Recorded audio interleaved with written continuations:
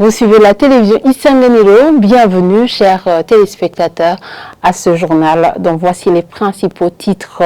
Le ministre de la Défense et des anciens combattants, Alain Tribert Moutawadi, répond à ces derniers après leur plainte concernant leur indemnité. Le ministère de la Défense continue à payer les frais de soins. Ce sont là les propos tenus ce jeudi au cours de la présentation des réalisations du dit ministère. Vous aurez les détails au cours de ce journal. Et les conducteurs de bus de type Quaster sont sommés de respecter la loi en transportant leurs passagers jusqu'à destination. Appel lancé par le vice-président du Sénat, Fabrice Nkurunziza, après une descente qu'il a effectuée en province Rumongue. Le vice-président l'a dit après que la population de cette localité se soit plaint que ces conducteurs les laissent à mi-trajet. Les détails, c'est tout de suite.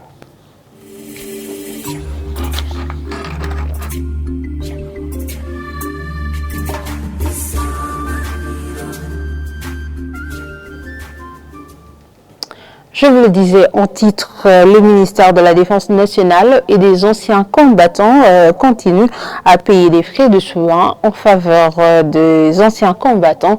Et plus de 230 anciens combattants ont déjà bénéficié de ces services dans les hôpitaux. Propos tenus ce jeudi au cours des réalisations ministérielles exercice budgétaire 2022-2023.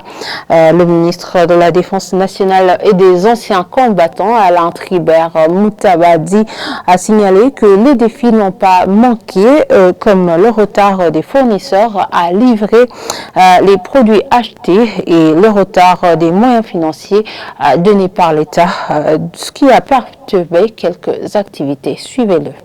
Ici, il ne faut pas confondre les anciens combattants, les démobilisés, avec les militaires en activité. Parce que dernièrement, comme vous le savez, il y a eu une hausse du salaire ou de l'indemnité des militaires en activité. Ces anciens combattants aussi pensaient que les frais d'indemnité, d'invalidité ou de réforme vont être aussi rehaussés, mais c'est faux. Ça concerne uniquement les militaires en activité. Donc les autres anciens combattants démobilisés continueront à percevoir les frais d'indemnité et d'invalidité, tout en sachant que quand ils atteignent l'âge de la retraite, l'âge du terme de militaire en activité, ils sont traités au niveau de l'INSS. C'est là où ils vont continuer à percevoir les frais de pension. Et quant à la réduction des militaires en mission de maintien de la paix en Somalie, le ministre de la Défense nationale et des anciens combattants affirme bien que cette activité a déjà commencé et sera clôturée avec la fin de l'année 2024. Encore une fois, le ministre Moutawadi. Ça, c'est une réalité. On a même commencé, tous les pays contributeurs de troupes en Somalie ont commencé à mettre en application la réduction des troupes. Donc, comme le Conseil de sécurité des Nations Unies a déjà voté des résolutions qu'il doit y avoir la fin de missions de maintien de paix en Somalie avec la fin de l'année 2024. Tous les pays contributeurs, y compris le Burundi, nous nous sommes préparés et avec la fin de 2024, il n'y aura plus de troupes étrangères pour les opérations de maintien de paix en Somalie. Les militaires et les responsables de sécurité somaliens auront la capacité et la compétence d'assurer la sécurité de leur pays et de leur population avec l'appui des pays limitrophes. Mais comme dans le passé, est arrivé qu'on proclame la fin de la mission et on donne une prolongation. Si ça serait le cas, là aussi, il n'y aura pas de problème parce qu'il y a des troupes qui sont pour maintenant là-bas, malgré qu'il y a eu une réduction.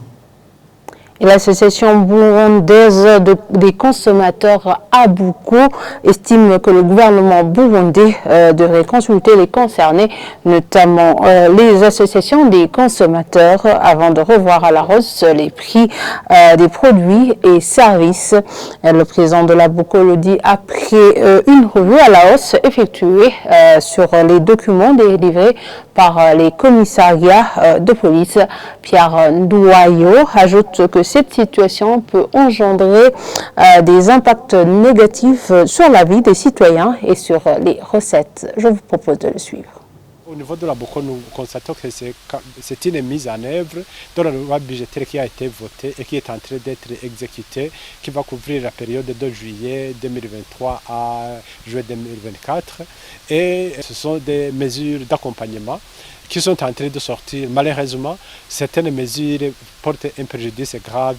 À titre d'illustration, les tarifs qui ont été communiqués dernièrement pour les papiers administratifs, il y a des tarifs qui ont été revus jusqu'à 100 fois plus chers.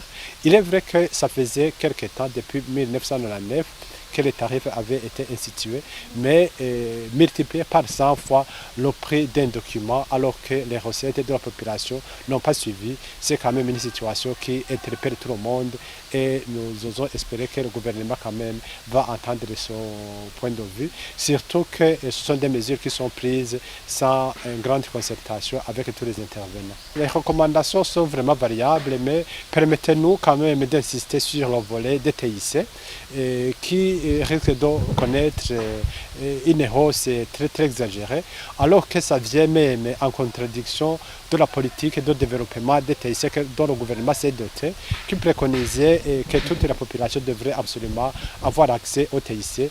Et avoir accès au TIC, c'est-à-dire que les prix devaient être abordables, mais avoir les taxes qui sont appliquées dans ce domaine, c'est comme si on est en train de décourager la population à utiliser le TIC.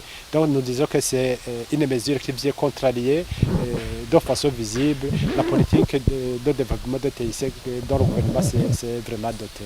Et sinon aussi pour d'autres aspects, l'appel que nous lançons, c'est de quand même tenir compte des points de vue de tous les intervenants afin qu'une mesure qui sort vienne soulager, c'est vrai, les caisses de l'État, mais aussi ne porte pas un coup dur à l'économie des ménages qui n'est pas du tout au bon fixe.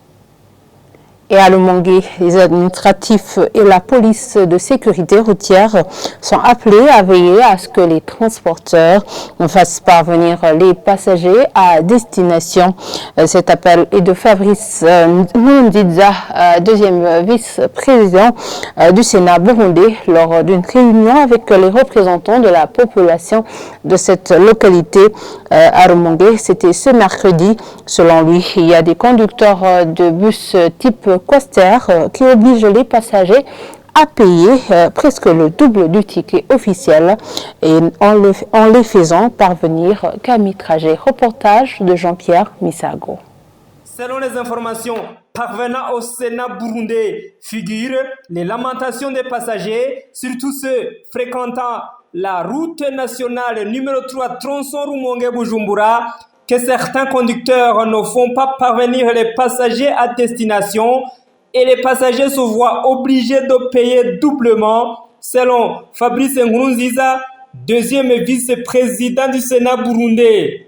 Lors d'une réunion avec les représentants de la population de la province de Rumongue, au chef-lieu de cette province, ce mercredi, son membre du bureau du Sénat burundais dénonce ce revirement de la situation en défaveur des passagers qui étaient au départ amadoués. Il demande pour cela à l'administration et à la police de sécurité routière de s'investir afin de stopper ce comportement de nature à violer les droits des passagers.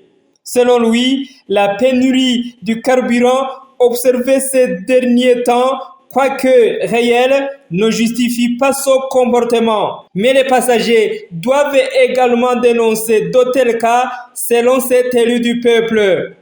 Léonard Nyonsaba, gouverneur de Rumongue, dans une réunion d'information sur les récentes mesures du ministère de tutelle tenue dans la même place et aux mêmes participants, fait savoir que les administratifs des entités par où passe la route nationale numéro 3, tronçon Rumongue-Bujumbura, doivent surveiller afin que le ticket de transport officiel reste de 6 000 francs burundais par passager pour le trajet Rumongue-Bujumbura au lieu des 10 000 francs burundais que font payer les conducteurs des bus Quaster qui s'arrêtent au niveau de Magara en commune Bugarama à partir de Rumongue ou de Bujumbura et font payer 5 000 francs burundais par passager sur chacun des 2 tronçons. Le bus qui sera attrapé dans cette infraction sera saisi, de même qu'un bus ou une moto qui sera attrapé en train de transvaser du carburant, a averti le gouverneur de Rumongue. Merci à Jean-Pierre Misago pour cet élément. Et voilà, c'est ici que nous clôturons ce journal. Merci de nous avoir suivis. Très bonne suite de programme sur la télévision Isanganiro.